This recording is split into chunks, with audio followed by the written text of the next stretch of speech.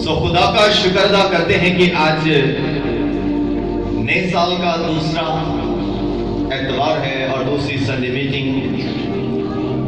صبح جب میں اٹھا تھا تو سردی بہت زیادہ تھی اور انسان ہوتے ہوئے تھوڑے سے خیالات عجیب آئے، لیکن تو بھی خدا کا شکر ہے کہ اس نے اپنے سورج کو چمکایا اور سردی کی شدت کو کم کیا اور ہم سب کو بیدار کیا کہ ہم سب اس کے گھر میں آئیں اور اس کی عبادت کریں۔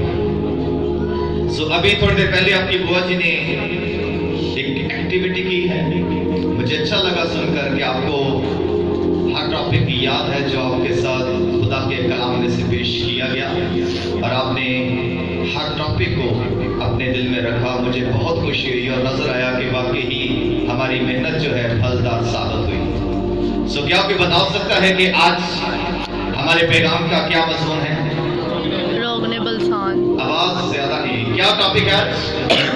روغن بلسان۔ ذرا مل کر کیا ٹاپک؟ روغن بلسان۔ روغن بلسان۔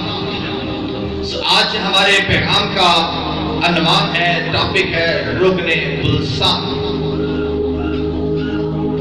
یقین جانے میرے تمام محترم عزیزو، جب زندگیوں کے اندر، خاندانوں کے اندر، قوموں کے اندر، قبیلوں کے اندر، کلیسیاؤں میں جب اتفاق ہوتا ہے، خوشی ہوتی ہے اور جب ہم بیٹھتے ہیں تو خدا رب الافواج کی ذات کل بھی ہماری حفاظت کے لیے ہمارے شاگرد رہتی ہے۔ کسی نے کیا ایک خوب کہا ہے، رب رحمتاں برکتاں اٹھا لیندا، جتے نیتاں دے وچ کھوٹ ہووے، او چنگا خیر نہ کدی نہیں بسدا، جتے براواں دے وچ کھوٹ ہووے، رب کدی بھی اوتھے کرم نہیں کردا، جتے بسدا نیت دا سوٹ ہووے، اس بات وچ نفع نہیں ہوندا، جتے گل گل نال چوٹ ہووے۔ جن قوموں کا مقدر ہلاکت اور بربادی ہے، وہ اپنے آپ کو بچا نہیں سکی۔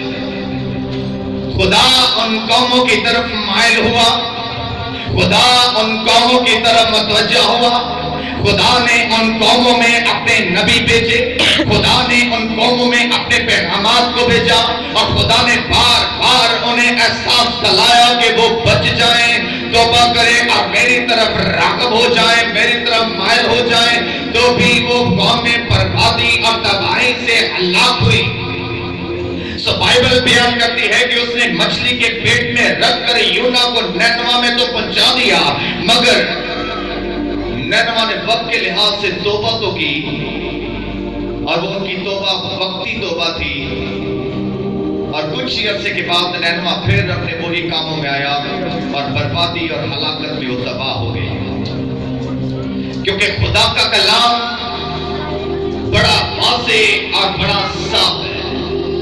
یہ خدا کا کلام ہاں کی جگہ ہاں کرتا ہے اور نہ کی جگہ پر نہ کرتا ہے، اور خدا کا کلام کوئی بھی بات ادھوری ہمارے سامنے نہیں رکھتا، کوئی بھی بات کا مطلب چھپا ہوا نہیں رکھتا۔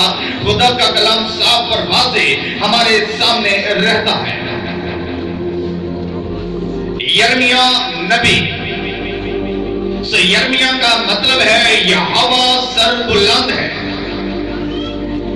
اور یرمیا بن خلقیہ کا شمار انبیاء اکبر میں ہوتا ہے، بڑے نبیوں میں یرمیا کا شمار ہوتا ہے، اور یرمیا فرماتا ہے کہ خداوند خدا کا کلام مجھ پر نازل ہوا، اس نے مجھے فرمایا۔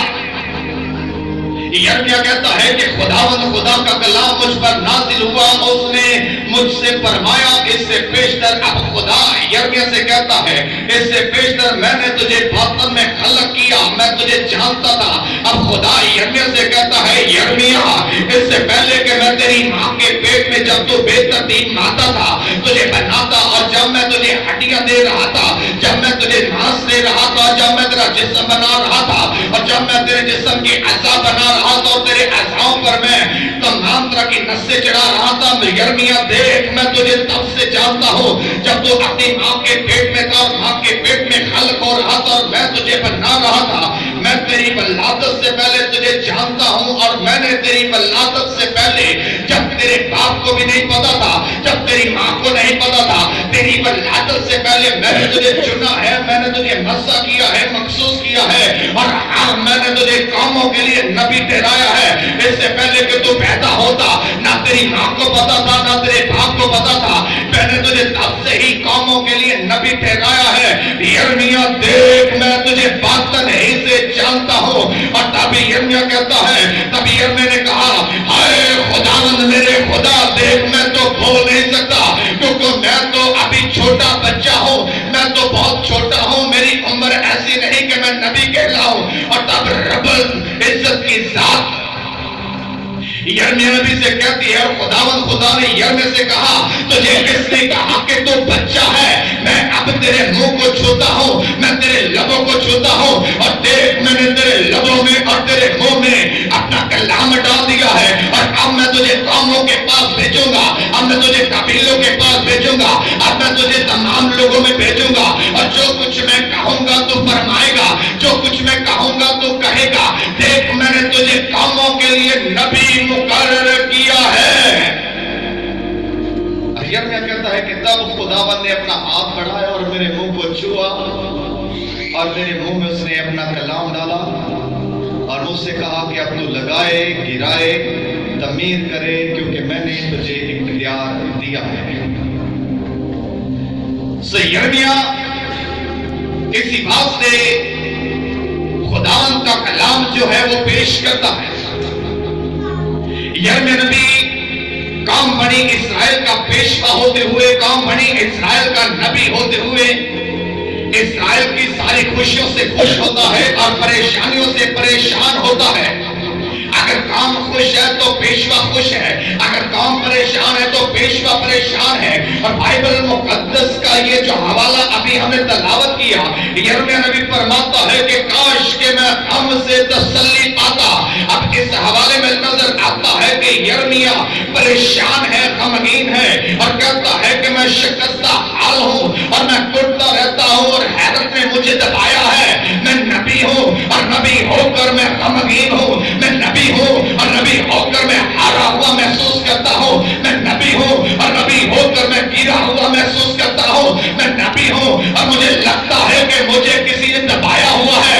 मैं नबी होकर शिकस्ता हाल हूँ, मैं नबी होकर टूट रहा हूँ, मैं नबी होकर दबा हुआ हूँ। क्या जल्लाद में रुकने गुलस्तान नहीं? क्या वहां कोई तबीब नहीं? तो मेरी बिन्नते काम शिफा क्यों नहीं पाती?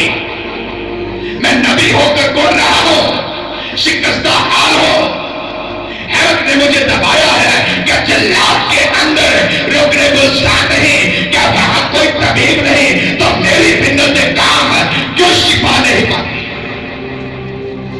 अभी यहां पर नबी जिक्र करता है रोकने गुलस्तान का। ये रोकने गुलस्तान आखिर है क्या? अगर हम गुलसान को देखें तो गुलसान एक दरख्त है और इस दरख्त को एवरग्रीन सदाबहार कहा जाता है। ये सदा ही सरसब्ज रहता है।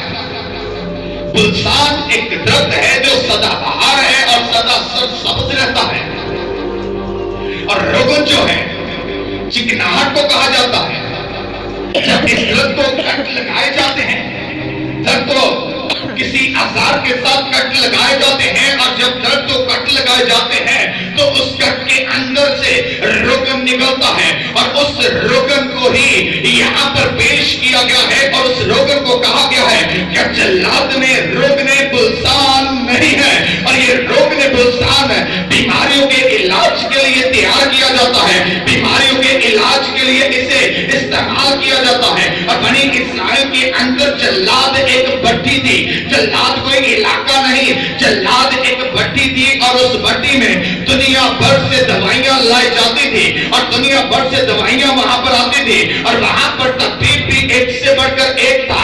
नाहिक तबीब जो थे वो जल्लाद के इर्द गिर्द रहते थे, क्योंकि दुनिया भर से दवाइयां जो है जल्लाद में लाई जाती थी, और जल्लाद में एक से बढ़कर एक तबीब था। माहिर तबीब जो है वहां पर पाए जाते थे, और रुकने बुलसान वहां पर बेहद पाया जाता था, और बेहद रुकने बुलसान होते हुए यिर्मयाह नबी कहता है मेरी बिन्नत काम शिफा क्यों नहीं पा रही। यहाँ तो रुकने बुलसान बेहद है, मिकदार में बहुत ज्यादा है, मगर मेरी बिन्नत काम फिर भी बीमार है। मेरी बिन्नत कौम की बीमारी जाती नहीं है। अभी यहाँ पर हैरानी की बात यह थी कि बिन्नत कौम जिस्मानी बीमार है ही नहीं। बिन्नत कौम को ना तो बुखार था, बिन्नत कौम को ना खारिश थी, ना दर्द थी, ना कोड़ था, और ना कोई मर्ज था। बिन्नत कौम की बीमारी रूहानी बीमारी थी, और बिन्नत कौम रूहानी तौर पर बीमार हो चुके थे। और बिन्नत कौम की रूहानी बीमारी ये थी कि ये बरगश्ता हो चुके थे। जिंदा खुदा को छोड़कर, रब्बुल अफवाज की जात को छोड़कर, उस खुदा को छोड़कर जिसने इन्हें पाला, जिसने इन्हें संभाला, और जिसने इनको अपने परों में महफूज रखा, उस खुदा को छोड़कर गैर माबूदों की परस्तिश करते हैं, गैर माबूदों की इबादत करते हैं, गैर माबूदों के मंदिर में जाते हैं। और बिन्नत कौम के 4 बड़े गुनाह थे जिसकी वजह से यिर्मयाह नबी कहता है कि मैं शिकस्त हाल हूं, मैं गम से भरा हूं, हैरत ने मुझे दबाया है। यिर्मयाह 3 बाब और इसकी 6 आयत अगर हम देखें तो यिर्मयाह 3 बाब और इसकी 6 आयत में बिन्नत काम का एक पहला बड़ा गुनाह लिखा गया है। और बिन्नत काम का ये कारनामा यहां पर यूं लिखा है, और योसिया बादशाह के अय्याम में खुदावंद ने मुझसे फरमाया क्या तूने देखा बरगश्ता इस्राएल ने क्या किया। वो हर एक ऊंचे पहाड़ पर और हर एक हरे दरख्त के नीचे गई और वहां पर बदकारी की। अभी यहाँ पर बिन्नत काम का पहला गुनाह, इस बिन्नत काम में बरगश्ता होकर, जिंदा खुदा को छोड़कर, जिंदा खुदावंद की इबादत पर ना छोड़कर, अब ये पहाड़ों के नीचे, अब हरे दरख्तों के नीचे जाकर बदकारी करते हैं। बदकारी से मुराद वहां पर जाकर ये पूजा प्रस्तुत करते हैं, ये देवता मानते हैं पत्थरों को, ये देवता मानते हैं पहाड़ों को, और लकड़ी के बने हुए बुतों को अपना खुदा, अपना देवता जानते हैं। और खुदा इस्राएल के नबी यिर्मयाह से कहता है क्या तूने देखा इन्होंने मुझे छोड़कर हर ऊंचे पहाड़ के नीचे, हर हरे दरख्त के नीचे गए और वहां पर बदकारी की, वहां पर जाकर इन्होंने सिजदे किए, वहां पर जाकर नाचे, वहां पर जाकर खुश हुए और मुझ जिंदा खुदा की इबादत ना की। यिर्मयाह नबी परेशान है। और बिन्नत कौम का दूसरा गुनाह यिर्मयाह 5वां बाब की पहली आयत में लिखा है। खुदा यहां पर फरमाता है और यिर्मयाह से कहता है यिर्मयाह अब यरूशलेम के कूचों में इधर उधर गश्त करो और देखो, दरियाफ्त करो। अब तो यरूशलेम में जा और यरूशलेम की गलियों में, चौकों में देख और जाकर तलाश कर और वहां पर जाकर ढूंढ। अगर कोई वहां पर मिले जो इंसाफ करने वाला और सच्चाई का तालिब हो तो मैं उसे मुआफ कर दूंगा। अभी यहाँ पर इनका दूसरा गुनाह कि आपस में लड़ते हैं, इनकी लड़ाइयां हैं, आपस में एक दूसरे पर जुल्म डालते हैं और झूठ को अपने दामन में बांधे हुए हैं और हर एक दूसरे के ऊपर चढ़ाई करता है। और खुदा यिर्मयाह से कहता है नबी यिर्मयाह यरूशलेम में जा और जाकर चौकों में, गलियों में, मोहल्लों में ढूंढ और तलाश कर। अगर वहां पर तुझे कोई इंसाफ करने वाला मिले, अगर वहां पर कोई तुझे सच्चा मिले तो मैं तो भी मुआफ कर दूंगा। और इस कौम का ये दूसरा होना था, आपस में लड़ रहे थे, आपस में झगड़ रहे थे।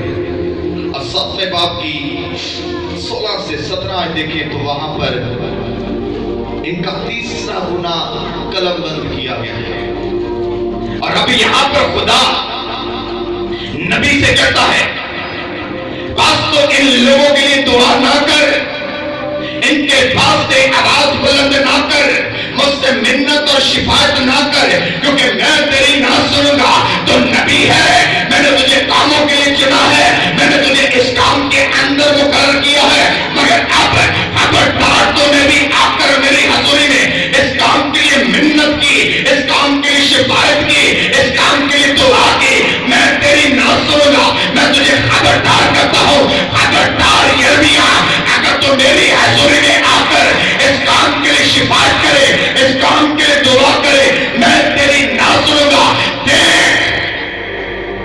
دیکھ یہ ہوتا کہ لوگ کیا کرتے ہیں, بچے لکڑی اکٹھے کرتے ہیں, باپ آگ جلاتے ہیں اور مائیں آٹا گوندتی ہیں تاکہ ملکہ اشراق آسمانی ملکہ کے لیے روٹیاں بنائیں, اور وہاں پر خدا کو چھوڑ کر یہ غیر معبودوں کے لیے روٹیاں بناتے ہیں. بچے لکڑی اکٹھے کر رہے ہیں, باپ آگ جلا رہے ہیں, اور مائیں جو ہیں آٹا گوندھ کر روٹیاں بنا کر آسمانی ملکہ کو خوش کر رہی ہیں. آسمانی خدا کو چھوڑ کر ایک ملکہ کو اپنی انہوں نے معبود بنا لیا ہے اور اس کے لیے روٹیاں بناتے ہیں. بچے بھی شریک, باپ بھی شریک, ماں بھی شریک, اور خدا نبی سے کہتا ہے کہ دیکھ بچے لکڑی اکٹھی کر رہے ہیں اور باپ آگ جلاتے ہیں اور مائیں آٹا پکاتی ہیں, اور یہ ہے میلہ کہ مجھے چھوڑ کر غیر معبودوں کے لیے یہ بچے بڑے سب مل کر کام کر رہے ہیں.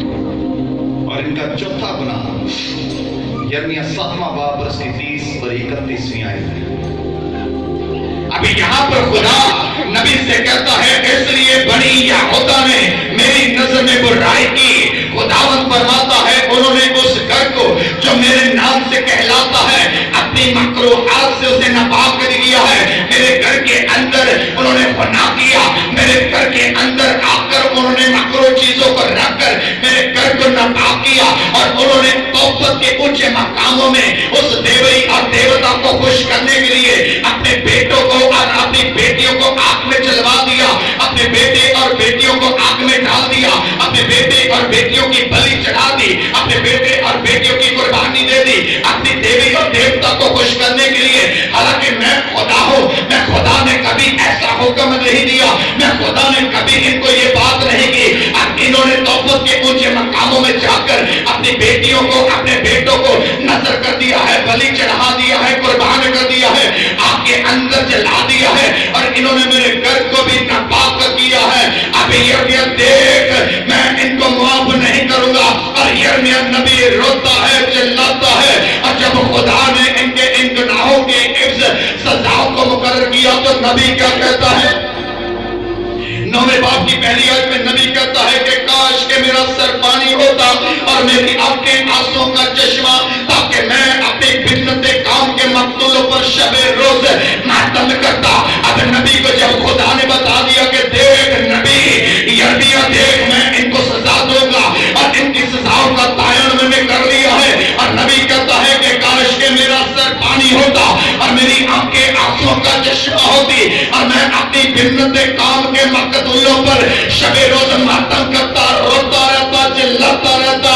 اے خدا میری کام کو معاف کر. لیکن خدا کہتا ہے کہ خبردار تو نے ان کے لیے دعا کی, خبردار تو نے ان کے لیے منت کی, خبردار تو نے ان کے لیے شفاعت کی. اور یرمیا کو خدا کہتا ہے کہ دیکھ اب میں ان کو سزا دوں گا, اور دیکھ میں اب ان کو برباد کروں گا. اور یرمیا 5 باب کی 15 اور 16ویں آیت میں لکھا ہے خدا نے کہا اے اسرائیل کے گھرانے دیکھ میں ایک کام کو دور سے تجھ پر چڑھا لاؤں گا. خداوند فرماتا ہے وہ کام زبردست ہے, خداوند فرماتا ہے وہ کام قدیم ہے, خداوند فرماتا ہے وہ کام بہادر ہے, خداوند فرماتا ہے وہ کام زبردست ہے, خداوند فرماتا ہے وہ بہت ہیبتناک ہے, خداوند فرماتا ہے وہ دست نہیں کھاتے, خداوند فرماتا ہے وہ تم پر آئیں گے اور تمہیں برباد کریں گے, تمہاری فصلوں کو تمہارے گھروں کو جلا دیں گے, اور تمہیں اپنے ساتھ قید کر لے جائیں گے, وہ تمہیں ماریں گے, کیونکہ میں خدا نے اس کام کو حکم دیا ہے, اس کام کو اجازت دی ہے کہ وہ تم پر چڑھے اور آ کر تمہیں ہلاک کرے, تمہیں برباد کرے. اور آخری باب کی 10ویں آیت میں خدا نے کہا کہ یہ بچے بڑے سب مل کر مجھ خدا کو چھوڑ کر آسمانی ملکہ کے لیے روٹی بناتے تھے, بچے لکڑی اکٹھے کرتے تھے, اور باپ آگ جلاتے تھے, اور عورتیں آٹا باندھ کر روٹی